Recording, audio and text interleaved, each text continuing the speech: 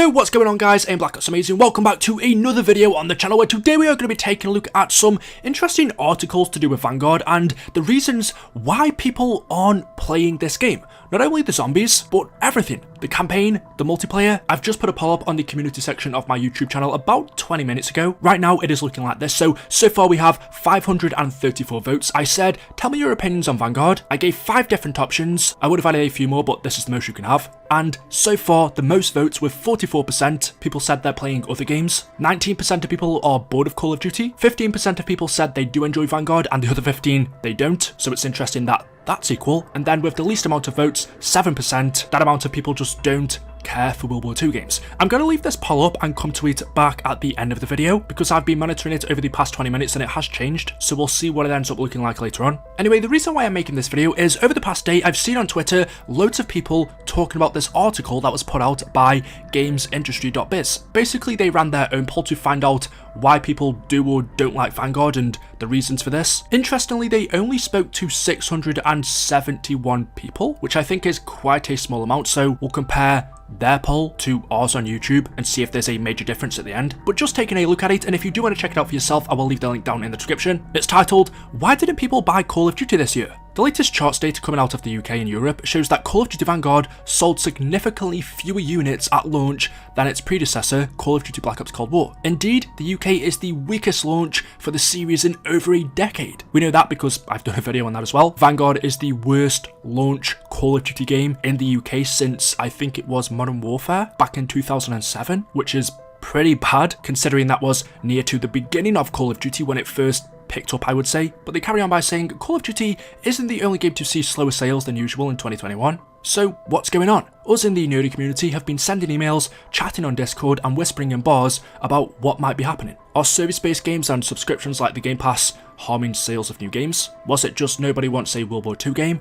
Is Call of Duty boring now? The theorising got a bit too much and eventually we decided, why not just ask the gamers? We teamed up with our friends at EGX and PAX to speak to an audience of hardcore gamers across the UK and the US. Out of the 671 people we spoke to, 284 people said they have brought Call of Duty games in the last 5 years. And out of those, just 59, 21%, said they brought this year's Call of Duty Vanguard. So what about the 79% who didn't? What put them off? We allowed respondents to give multiple answers to this question, which unfortunately is what you can't do in my YouTube poll. You can only give one answer. Personally for me there are quite a few reasons why I wouldn't play Vanguard, and the biggest response was that they are simply busy playing other games, with 55% of respondents telling us this. With plenty of free service-based AAA shooter games on the market, plus access to older games through subscription services, it's logical these would have a knock-on effect on new AAA releases eventually. In fact, 14% said they didn't buy Vanguard because they are happy playing Call of Duty's free service-based game Warzone. As you can see, there are so many things to take into consideration here, especially over the past few years since Call of Duty has gone free to play in the Warzone area. That gives you one less reason to not buy Call of Duty anymore, not fork out £60, £70 for a game when you can play a version of it for free. If you aren't interested in the zombies, you don't really play campaigns and you only want to play multiplayer, well, you can play a variant of that in Warzone. Or maybe you just prefer Warzone to multiplayer anyway. So there's no reason to buy Call of Duty anymore. And I think in that way, that links into Vanguard zombies. I honestly think one of the only reasons why Vanguard has zombies in the first place was to get people to buy this game. If it didn't have it, the sales would be so much worse. I don't really play multiplayer anyway, although I have quite a bit with Vanguard. This might be the most I've played multiplayer since, I don't know, Modern Warfare 3? But if Vanguard didn't have a zombies mode, I probably wouldn't buy the game at all, because Warzone is there for free. Anyway, we'll come back to that topic later on. Continuing with the article, Call of Duty isn't the only new game this year to drop. Games like Battlefield and Far Cry also struggled, and the idea that gamers are happy with what they've got may explain the decline there too. I do think the 2 games they've listed there, Far Cry I can't really speak on because I've never played one, but Battlefield especially is in a similar situation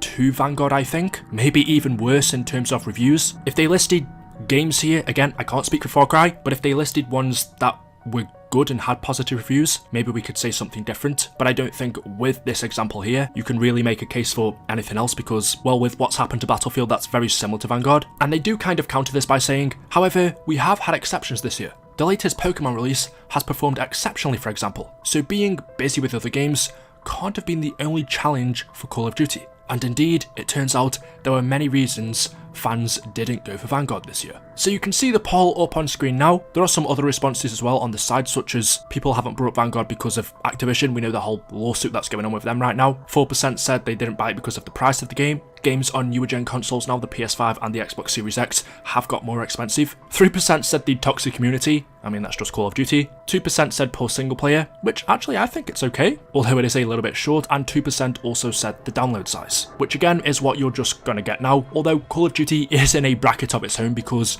usually if we look at Cold War or, you know, BO3, BO4, the download size of COD compared to other games, it can get ridiculous. I can definitely see that being a valid excuse if you've got a ton of games you want to play, but you can't keep them all on your hard drive because you've got COD, so you end up deleting that and downloading other ones instead. Anyway, in regards to this poll, the article says, the next biggest issue was the sheer number of Call of Duty games that had come out in recent years. 34% of respondents said they didn't buy Vanguard because they had grown tired of the franchise or needed a break from it. I mean, Call of Duty does come out every single year, so you're bound to get bored of it or maybe miss a title here and there. I've definitely done that, mainly when a COD releases without zombies. I'll still buy it, I just won't really play it after I've completed the campaign. The other issue was World War II games. 24% said they weren't interested in a World War II game, with some specifying that in fact they didn't enjoy the previous one, which was COD World War II from Sledgehammer, back in 2017 I think that was. I said something like this about, 9 months ago now, when a World War II title this year was leaked. When I first heard about it, I said I just don't think it's going to do that well because